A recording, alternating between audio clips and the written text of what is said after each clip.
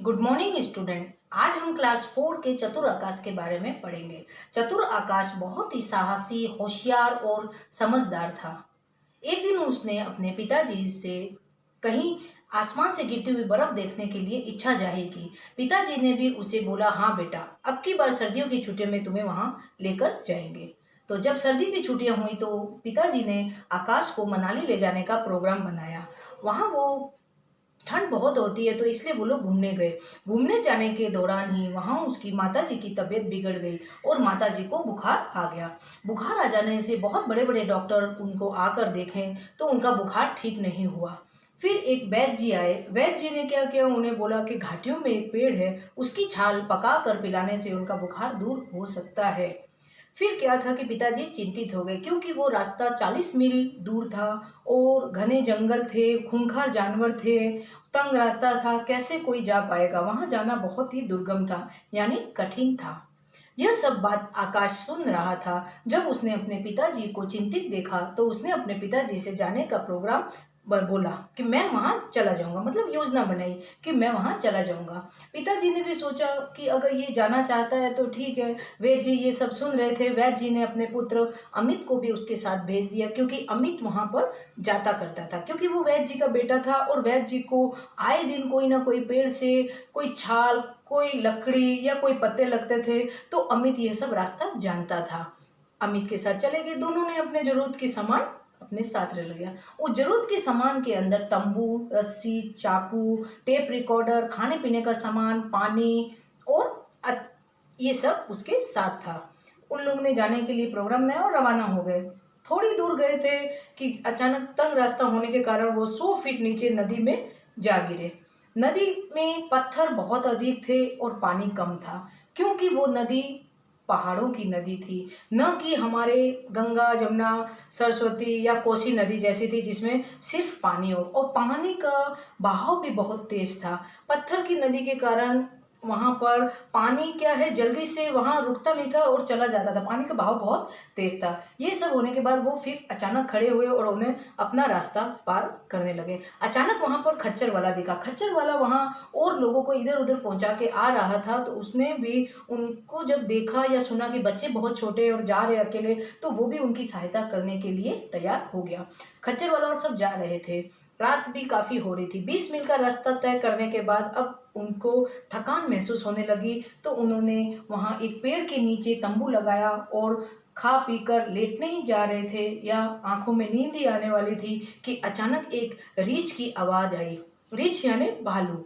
उनको आवाज आई तो सब डर गए, लेकिन आकाश होशियार और चतुर था। वो अपने साथ टेप रिकॉर्डर लाया था क्योंकि उसे मालूम था कि रीछ किससे डरता है। उसने क्या किया, शेर की आवाज का टेप रिकॉर्डर उस रिकॉर्ड प्लेयर में लगा दिया।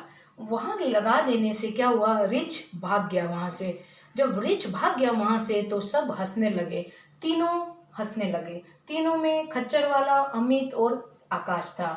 उन लोग फिर उन्होंने आराम किया। अगले दिन उन्होंने फिर आगे का रास्ता तय करना मंजूरी कर ली कि अब हम चलते हैं, क्योंकि उनको वो छाल चाहिए थी।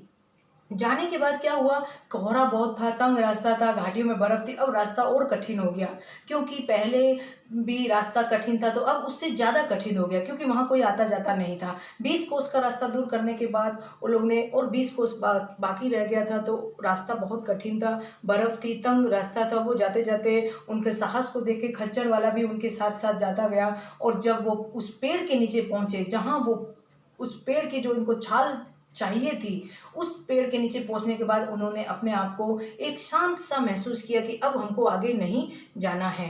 फिर उन्होंने क्या किया कि उस पेड़ के नीचे तंबू लगा लिया, और तंबू लगा लेने के बाद कुछ खाया पिया, क्योंकि वो थक चुके थे बहुत और आराम करने के लिए सोच ही रहे थे कि उन्हें एक शेर के आवाज आई। शेर की आवाज आने से अब वो लोग डरे नहीं, क्योंकि उन्होंने जब जंगली भालू को वहां से भगा दिया था तो शेर को भी वो भगाना जानते थे।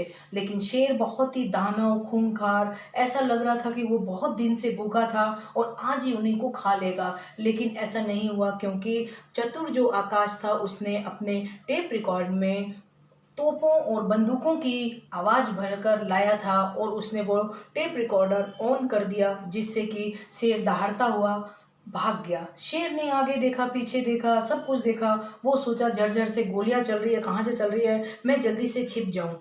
ये सब देखकर बच्चे बहुत खुश हुए। खच्चर वाले ने उन्हें समझाया, देखो रात बहुत होने वाली है, यहाँ रहना उचित नहीं है, क्योंकि अगर भालू और शेर यहाँ आ सकते हैं तो कोई और जानवर भी आ सकते हैं और हमें काल ग्रसित कर सकते हैं या हमको हानि पहुँचा सकते हैं। तो उन लोगों ने क्या किया, जल्दी-जल्दी उस पेड़ की छाल से उस छाल कुतर-कुतर कर उस चाकू से निकालने लगे और अपने साथ भर लिया और फिर वापसी के लिए आने लगे। वापसी आते वक़्त दोनों को बहुत कठिनाई नहीं हुई, क्योंकि ना भालू था, ना शेर था।